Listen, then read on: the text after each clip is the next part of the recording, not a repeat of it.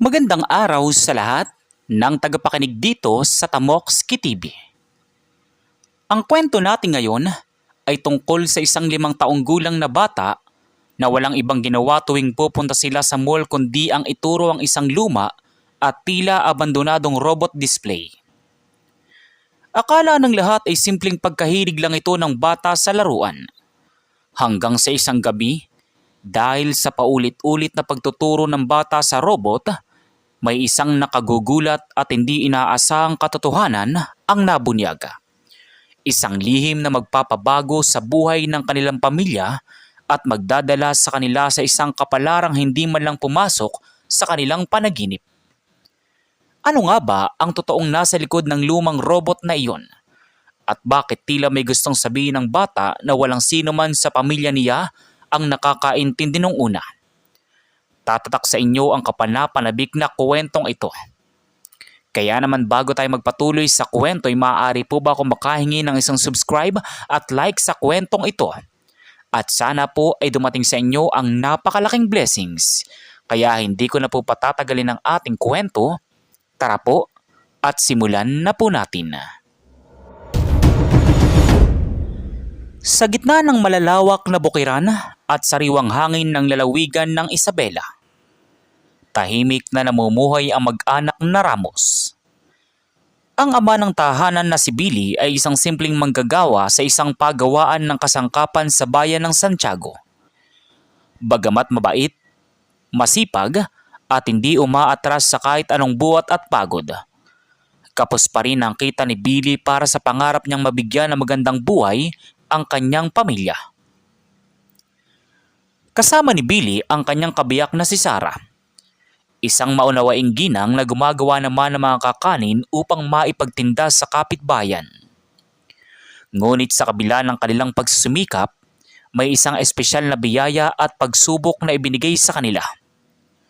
Ang kanilang 5 taong gulang na anak na si Henry. Si Henry ay hindi katulad ng ibang bata na mahilig makipaglaro ng patintero o magtatakbo sa kalye. Tahimik siya. Bihira magsalita, ngunit napakatalim ng kanyang mga mata. Mula nung siya'y lumaki-laki, may isang bagay na paboritong panoorin at pagmasdan ni Henry tuwing ihahatid siya ng kanyang parents sa town center. Isang hapon ng Sabado, pagkatapos ng mahabang linggo ng pagtatrabaho, naisipan ni Billy na pasayahin ang pamilya. Isinama niya sina Sarah at ang maliit na si Henry sa pinakamalaking mall sa Santiago, Isabela. Mahal, dadaan muna tayo dun sa pamilyan sa ibaba para makabili ng gamot ni nanay. Pagkatapos, bibilhan natin si Henry ng paborito niyang ice cream. Paano, Henry anak?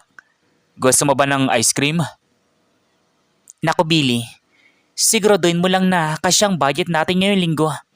Alam mo namang malapit na rin magbayad ng upa sa bahay at sa kuryente.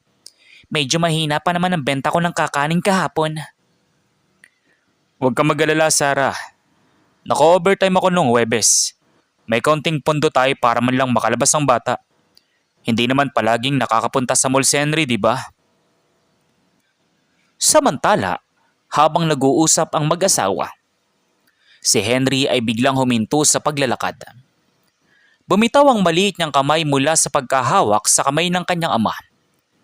Tumitig ang bata sa kalayuan sa may dulo ng ikalawang palapag ng mall. Sa may gilid ng isang tindahan ng mga lumang kagamitan at laruan, may nakatayong isang malaking robot. Ang robot na ito ay gawa sa makinang na metal ngunit halatang lumang model na. May mga ilaw sa dibdib na papatayin at bubuhayin at may mga numero sa screen na paulit-ulit na umiikot ng walang malinaw na kahulugan. Isa lamang itong lumang panlinlang o palamuti na ginagamit ng mall para atrakin ang mga customer. Itinaas ni Henry ang kanyang maliit na daliri at itinuro ang robot. Tay, tingnan mo yun. Yun tay. Tingnan mo yung robot. Ayan na naman si Henry, Billy. Pansinin mo nga ang anak mo. Sa tuwing mapupunta tayo rito sa mall, wala nang ibang itinuro kundi ang lumang robot na yan. Bakit kaya? Naku mahal, Bata lang yan. Natural lang sa lalaking bata ang maakit sa mga bakal at robot. Baka gusto lang talaga makipaglaro o bilhin natin ang laruan. Lumapit si Billy sa anak at lumuhod sa harap nito upang pantayan ang antas ng paningin ni Henry. Ngumiti ang ama at tinawakan ang magkabilang balikat ng bata. Henry anak, gusto mo ba yung robot? Pasensya ka na muna ha. Hindi natin mabibili yan kasi palamuti lang yan ng mall. At saka napakalaki niyan. Hindi kasya sa maliit nating bahay. Ngunit hindi sumagot si Henry sa paraang inaasahan ng kanyang ama. Hindi siya umiyak, hindi nagpasaway, at hindi nag-alboroto tulad ng ibang bata kapag hindi nabibilhan ng laruan. Sa halip, nanatiling seryoso ang kanyang maliit na muka. Nakatitig lamang siya sa umiikot na numero sa dibdib ng robot. Hindi bilhin tay. Tingnan mo, may sinasabi ang robot.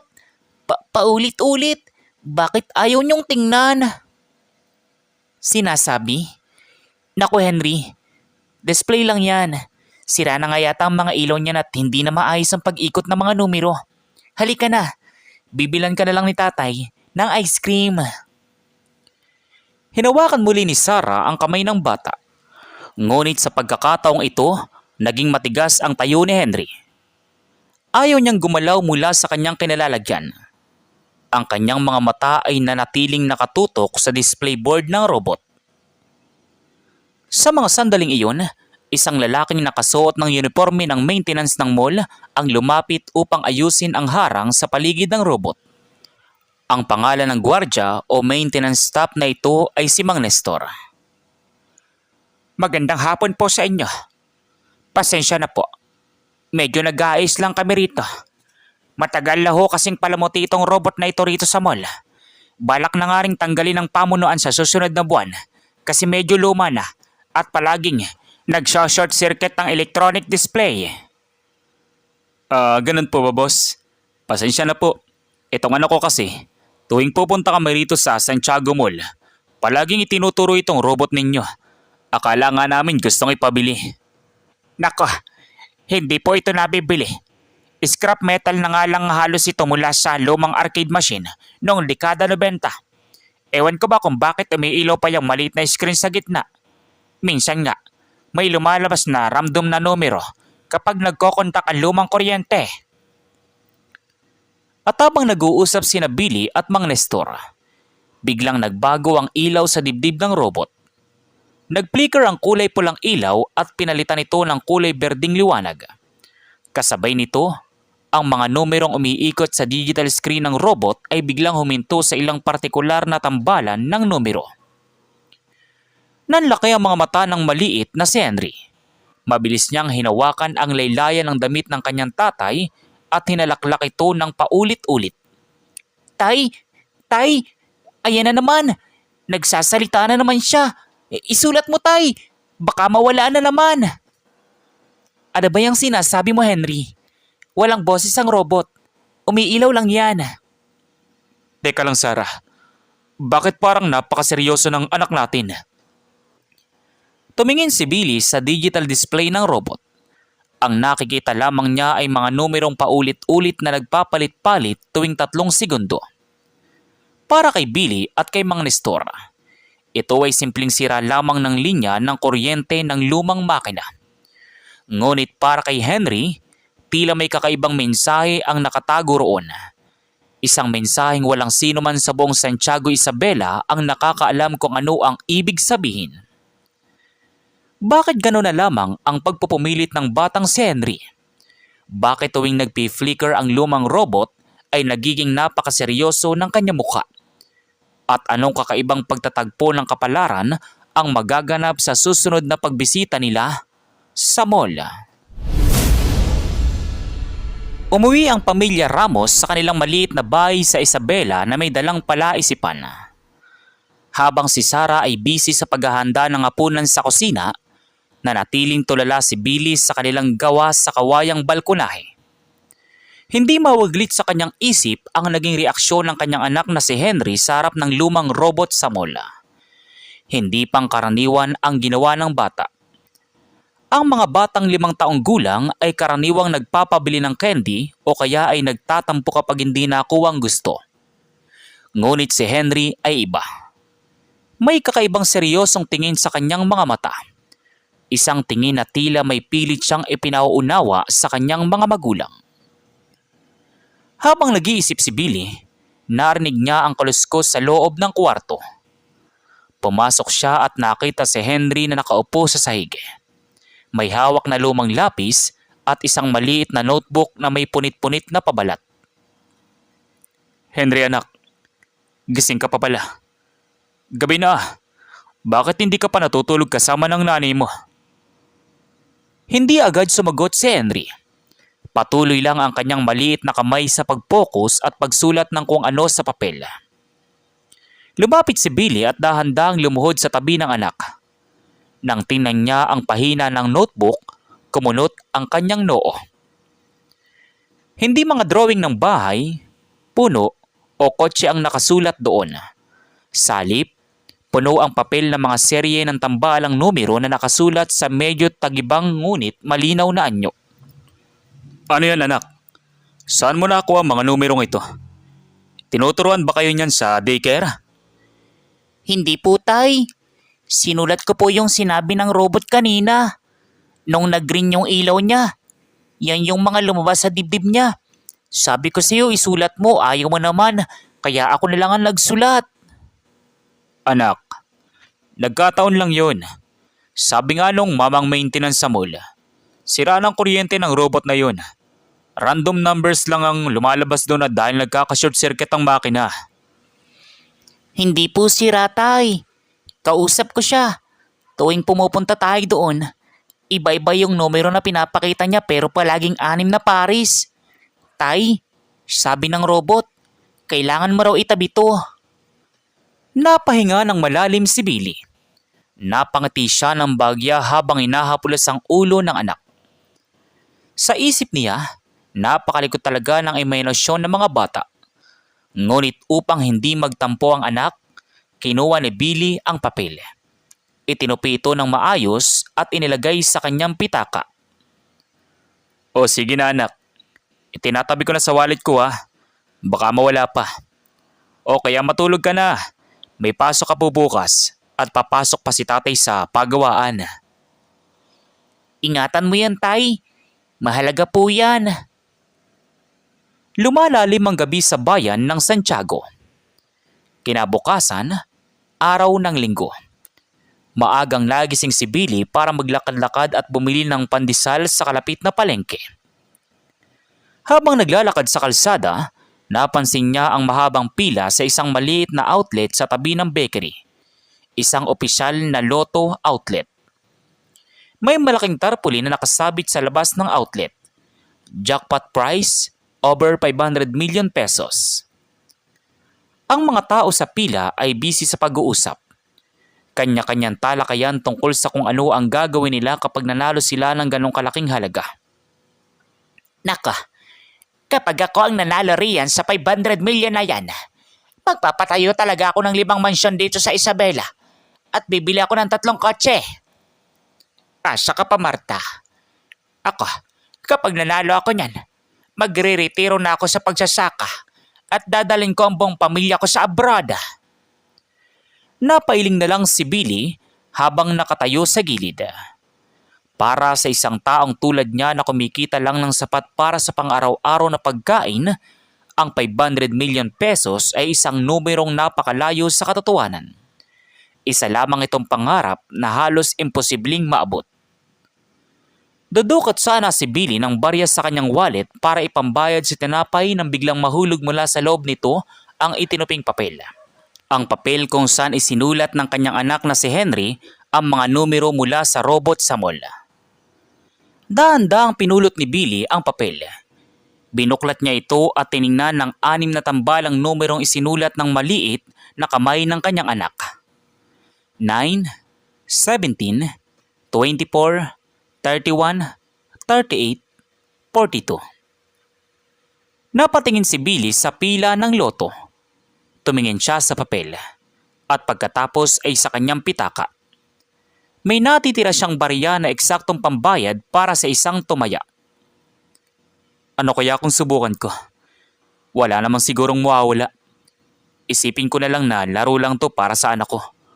Kapag nalaman ni Henry na itinaya ko yung mga numero niya, tsak na matutuwa yun. Sabi ni Billy sa kanyang sarili. Lumapit si Billy sa dulo ng pila. Pagkalipas ng 10 minuto, nakarating na siya sa tapat ng counter kung saan nakaupo ang isang babaeng teller na nagngangalang Cora. Magandang umaga, boss. Lucky pick ba o may sarili kang numero? May sarili po ako numero, miss. Pakipindot lang po itong nakasulat dito sa papel. Inabot ni Billy ang lukat na papel na isinulat ni Henry.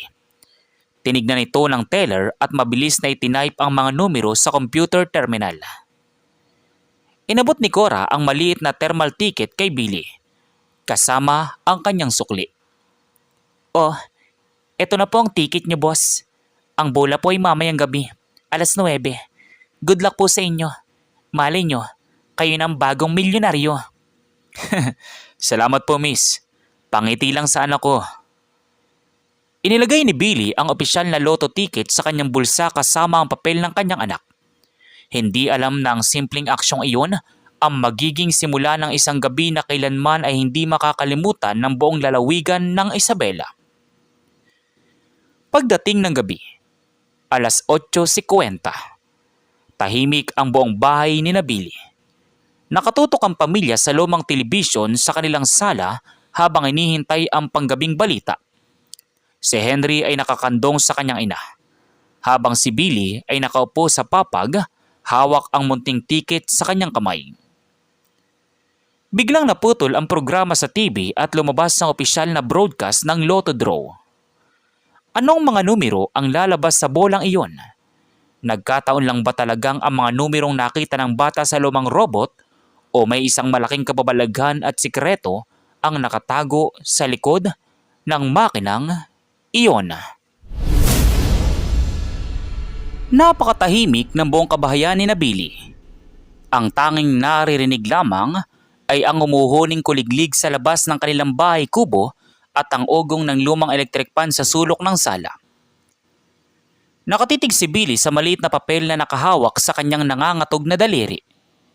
Habang si Sarah naman ay abala sa pag-aayos ng kumot ng nakakandong na si Henry. Sa telebisyon, pumasok na ang pambansang tagapagbalita para sa opisyal na live draw ng Grand Lotto na may nakakatakot na jackpot prize na mahigit 500 milyong piso. Magandang gabi sa buong Pilipinas. Ito na ang sandaling inyong hinihintay para sa ating Grand Lotto 655 ngayong gabi.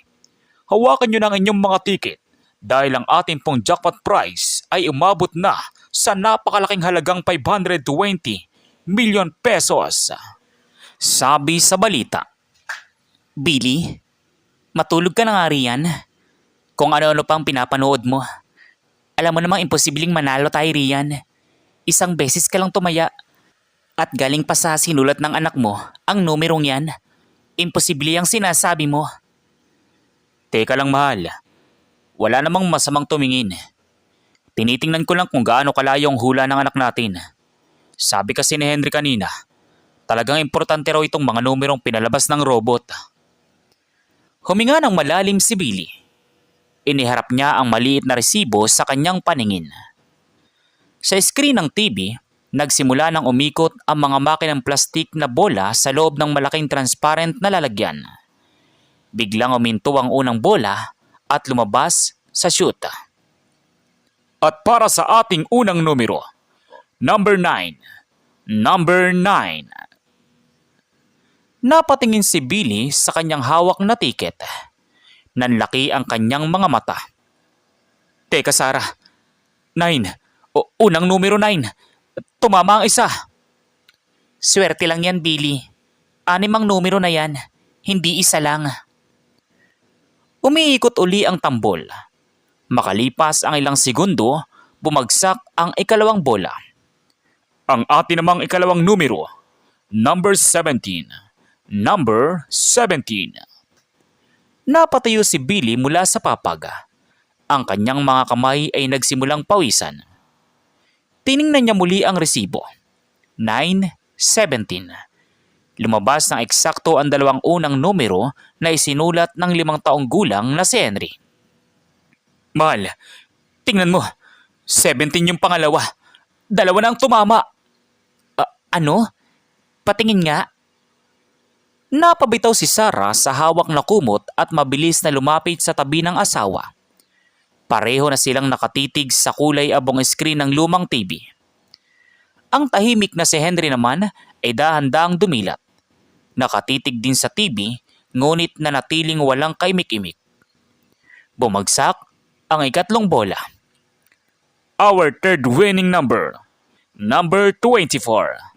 Number 24. Diyos ko, Billy. 24 din nakasulat dyan sa papel mo. 3 na. Nagsimulang bumilis ang tibok ng dibdib ni Billy. Hindi na siya makahinga ng maayos. Ang 3 numerong iyon ay sapat na para makakuha ng maliit na konsolasyon. Ngunit hindi roon nagtatapos ang kababalagan. Umikot pa rin ang makina sa studio. Bumagsak ang ika-4 na bola. And the fourth number is number 31. Number 31. Apat na, Sarah. 31. Paanong nangyari to? Billy, natatakot ako. Saan nakuha ni Henry ang mga numerong yan? Bakit sunod-sunod na lumalabas? Walang sino man sa kanila ang makapagsalita. Parang uminto ang ikot ng mundo sa loob ng kanilang maliit na bahay sa Isabela. 4 na numero na ang nagtutugma. Isang bagay na napakabihirang mangyari sa buong buhay ng isang karaniwang tao. At pagkatapos, umikot ang ika-5 bola. Bumagsak ito nang may malakas na tunog sa TV screen. Our 5th winning number. Number 38. Number 38. Naitakip ni Sarah ang kanyang 2 kamay sa kanyang muka habang napaluhod sa sahig. 5 numero na ang tumatama sa pambihirang tala na nanggagaling sa lumang robot sa mall. Isa na lang, Panginoon ko. Isang numero na lang. Naging napakatahimik ng estudyo sa TV. Umiikot ang huling bola sa loob ng transparent na lalagyan. Parang nagtagal ng ilang taon ang bawat segundo sa paningin ng mag-asawa. Pawis na pawis si Billy. Ang hawak niyang papel ay halos mapunit sa sobrang higpit ng kanyang hawak. At sa wakas, lumabas ang huling bola at dahan-dahang huminto sa harap ng kamera. And for our official final winning number to complete tonight's jackpot combination, number 42. Number 42. Bumagsak ang hawak na papel ni Billy sa sahig. Napatingin siya sa TV screen. Pagkatapos ay sa resibo. At sa uli ay sa kanyang anak na si Henry na tahimik na nakaupo sa sulok. Ang 6 na numerong lumabas sa TV ay 9, 17, 24, 31, 38, 42. Eksaktong-eksakto. Walang labis, walang kulang. Ang 5 taong gulang na si Henry na paulit-ulit na nagturo sa lumang robot sa mall ay kakaibang nakakuha ng eksaktong tambalan ng numero para sa grand jackpot. Billy, nanalo tayo. Nanalo tayo ng milyong-milyon. Hindi ako makapaniwala. Paano? Paanong nangyari ito? Tumingin na mag-asawa kay Henry. Ang bata ay dahan-dahang lumapit sa kanyang tatay. Kinuha ang nalaglag na papel sa sahig at inabot ito uli kay Billy habang may seryosong muka. Sabi si Tay, binalaan ako ng robot. Pero tay, hindi pa yan ang huli. May kailangan pa tayong balikan doon. Ano ang ibig sabihin ng bata? Bakit sinabi niyang may kailangan pa silang balikan sa mall? Naglalaman ba ang lumang robot ng mas malalim at mas madalim na lihim kaysa sa napakalaking perang nanalo lamang sa loto? Hindi nakatulog ang mag-asawang Billy at Sarah nung gabing iyon. Hawak-hawak ni Billy ang opisyal na loto ticket na para bang ito ang pinakamahalagang bagay sa buong mundo. 520 milyong peso. Isang halagang hindi nila magagastos kahit magpalit pa ang 3 henerasyon ng kanilang pamilya. Ngunit sa halip na purong kagalakan, may halong takot at pagtataka ang bumalot sa kanilang tahanan sa Isabela. Paano nagawa ng isang 5 taong gulang na bata na makuha ang eksaktong tambalan ng numero mula sa isang lumang display robot sa mall? Kinaumagahan, bago pa man pumunta sa Maynila ang mag-asawa upang i-claim ang napakalaking papremyo sa principal office ng PCSO. Nagpumilit si Henry na bumalik muna sila sa mall sa Santiago. Billy, sigurado ka bang kakausapin natin yung maintenance staff? Baka kung anong isipin nila sa atin. At saka hawak natin ang napakalaking panalo. Napakadelikado. Kailangan natin malaman ng totoo, Sarah. Tingnan mo ang anak mo. Hindi siya mapakali hanggat hindi tayo bumabalik dito. May iba bang ibig sabihin ng lahat ng ito? Mabilis silang umakyat sa 2nd palapag ng mall. Naroroon pa rin ang lumang robot sa gilid ng abandonadong butik. Ngunit sa pagkakataong ito, may mga dilaw na yellow tape na nakapalibot dito. Nakatayo sa tabi nito si Mang Nestor, ang maintenance staff na may hawak na toolbox at tila naghahandang baklasin at itapon na ang makina. Mang Nestor, huwag niyo pong sirain. Napatigil si Mang Nestor sa pagtatrabaho at lumingon sa pamilya Ramos. Napakunot ang kanyang noo, ngunit agad ding nakilala ang pamilya. Kayo pala yan, boss. Pasensya na po. Itinabi na namin tong robot. Ngayong umaga po kasi tuluyan na itong ipatatapon ng management para gawing scrap metal. Medyo nag-short circuit na kasi kahapon at nagloko na ang lumang hard drive sa loob. Mang Nestor, maaari po bang magtanong, saan po ba talaga galing ang robot na ito? Sino po ang gumawa o naglagay nito rito sa mall? Napahinto si Mang Nestor. Tumingin siya sa paligid bago nagbaba ng boses. Naalala niyang nakalipas na mga taon sa mall na iyon. Nako, mahabang kwento, boss. Ang nakakaalam lang talaga ng pinagmulan nito ay yung dating head engineer ng mall, si Engineer Ramon. Magaling na inventor yun noong araw. Ginawa niya niyang robot na yan halos 10 taon nang nakalilipas para sa isang special na proyekto sa data prediction at algorithm. Pero bigla siyang nawala at pumanaw ilang taon nang nakakaraan. Data prediction algorithm? Oo. Ang sabi-sabi noon, nakagawa daw si Engineer Ramon ng isang microchip na kakayang mag-calculate ng mga probability patterns, mga numero sa sugal, sa panahon, at sa ekonomiya based sa frequency ng kuryente. Pero walang naniwala sa kanya noon. Akala ng lahat ay nababaliw lang siya. Kaya iniwan na lang yung robot bilang laruan at palamuti nang magbukas ang mall. Nanlamig ang buong katawan ni Billy. Napatingin siya kay Henry. Ang bata ay dahan-dahang lumapit sa paanan ng robot at itinuro ang maliit na bakal na compartment sa likod ng tuhod nito. Tay, wala na yung numero sa dibdib niya. Pero sinasabi niya sa akin, may papel sa loob para sa tao na makakaintindi sa kanya. Ha? Papel sa loob? Boss, mekaniko ako rito pero kailanman ay hindi ko nabuksan ang panel sa likod niyan kasi nakalabas ang tornilyo. Mang Nestor, pakiusap po. Pwede niyo po bang buksan? Kahit ngayon lang po. Ako na po magbabayad sa inyo ng istorbo. Dahil sa pakiusap at seryosong mukha ni Billy, kinuha ni Mang Nestor ang kanyang liyabe at dahan-dahang binuksan ang kalawanging bakal na panel sa likod ng robot. Pagkabukas nito, may bumagsak na isang maliit, maalikabok at lumang memory card kasama ang isang itinuping liham na kulay dilaw na sa katandaan. Pinulot ni Billy ang liham at binasa ang nakasulat sa lumang tinta. Sino man ang nakadiskubre ng mga numerong lalabas sa screen ng makinang ito, ibig sabihin ay gumana ang aking algorithm sa tamang panahon at pagkakataon. Ang perang makukuha ninyo mula rito ay hindi para sa pansariling kagustuhan lamang. Gamitin niyo ang biyayang ito upang tulungan ang mga nangangailangan sa inyong bayan at panatiling ligtas ang kalamang ito mula sa mga taong may masamang hangarin. Basa ni Billy. Napakapit si Sarah sa bisig ni Billy. Ang lahat ng nangyari mula sa pagtuturo ng batang si Henry, sa pag-flicker ng mga ilaw, hanggang sa panalo sa loto ay hindi isang simpleng tsamba lamang. Ito ay isang nakatagong pamana ng isang nakalimutang inventor na natagpuan ng isang simpleng pamilya mula sa Isabela sa pamamagitan ng kapangyarihan at pagiging musmos ng isang bata.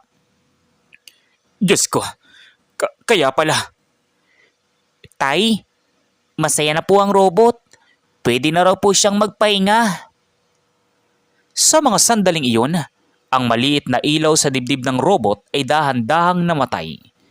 Isang tanda na natapos na ang kanyang mahabang paghihintay at ang kanyang misyon ay naisakatuparan na. Ano ang susunod na akbang ng pamilya Ramos ngayong hawak na nila ang tadhana ng ₱250 milyon?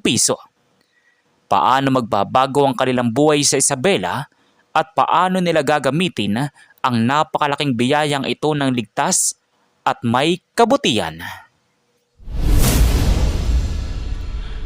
Makalipas ng 3 araw mula nung makasaysayang pagbubunyag sa mall, bumayahe ang pamilya Ramos patungong Maynila upang ayusin at formal na kunin ang kanilang napakalaking papremyo sa pangunahing tanggapan ng loto. Sa tulong at patnubay ng mga legal na tagapayo at opisyal na pamahalaan, napanatiling ligtas at lihim ang tunay na pagkakakilanlan ng pamilya Ramos upang maiwasan ang anumang banta sa kanilang kaligtasan. Nang matanggap na nila ang pera, hindi agad nagpadalos-dalos sina Billy at Sarah. Hindi sila bumili ng mga mamahaling luxury cars o nagpatayo ng napakalaking mansyon para ipagmayabang sa iba. Tumatak sa puso't isipan ni Billy ang huling habilin na nakasulat sa lumang liham ng inventor na si Engineer Ramon. Pagbalik nila sa Santiago, Isabela, doon na nagsimulang magbago ang takbo ng buhay hindi lamang ng kanilang pamilya, kundi ng buong pamayanan. Bumili si Billy ng isang malawak na lupain sa Isabela, ngunit hindi para sa sarili nilang rest house. Ipinatayo niya doon ang isang modernong pasilidad para sa libreng edukasyon ng mga batang mahihirap, pati na rin ang isang pampublikong klinika na nagbibigay ng libreng gamot at gamutan para sa mga magsasaka at pamilyang kapos sa buhay. Bukod dito, hindi rin nakalimutan ni Billy si Mang Nestor, ang mabait na maintenance staff ng mall na tumulong sa kanila upang buksan ang lumang robot. Mang Nestor, itong maliit na cheque at regalo ay para sa inyo at sa pamilya ninyo. Maraming salamat sa tulong ninyo nung araw na yon. Diyos ko, Boss Billy. Napakalaking tulong po nito sa pag-aaral ng mga anak ko. Napakabuti ng pusong ibinigay sa inyo ng Panginoon. Sana'y mas marami pa kayong matulungan tao. Magtulungan po tayo, Mang Nestor. Ang biyayang ito ay binigay sa amin hindi para sa amin lang, kundi para ibahagi sa mga mas nangangailangan dito sa Isabela. Pagkaraan ng ilang buwan, naging maayos, payapa at masagana ang pamumuhay ng pamilya Ramos. Si Billy ay nagtayo rin ng sariling negosyo ng furniture shop kung saan nagbigay siya ng maayos na trabaho at sapat na sahod sa kanyang mga dating kasamahan sa paggawaan. Isang hapon, habang lumulubog ang araw sa malawak na bukirin ng Isabela, magkasamang nakaupo sina Billy, Sarah at ang maliit na si Henry sa balkonahe ng kanilang bagong simpleng bahay. Hawak ni Henry ang isang maliit na simpleng laruang robot na gawa sa kahoy, isang regalong ipinagawa mismo ni Billy para sa kanya bilang alaala ng pambihirang kaganapan sa mall.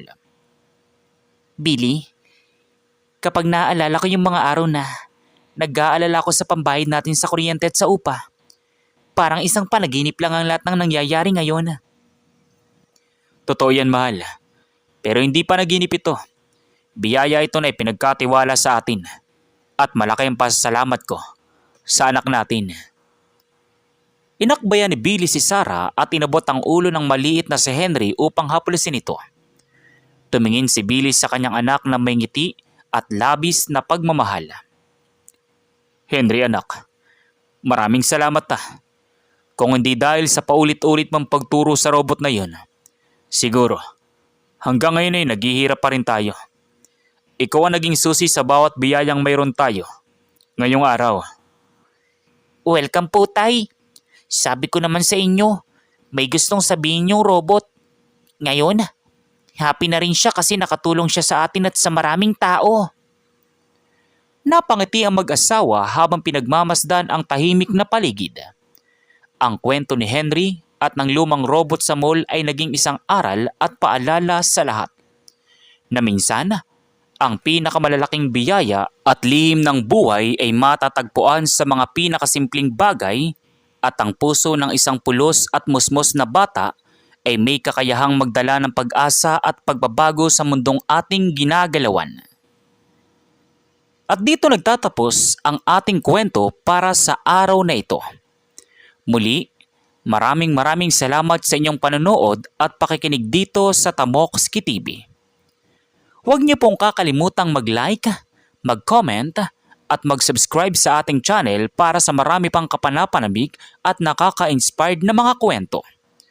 Sana ay dumating din sa inyo at sa inyong pamilya ang napakalaking blessings at swerte ngayong araw. Maraming salamat po at pagpalain tayong lahat ng may kapala. So once again, inuulit ko pong muli. Ako po si Tamoxki TV. Kita-kita po tayong muli sa mga susunod pa nating maraming mga kwento.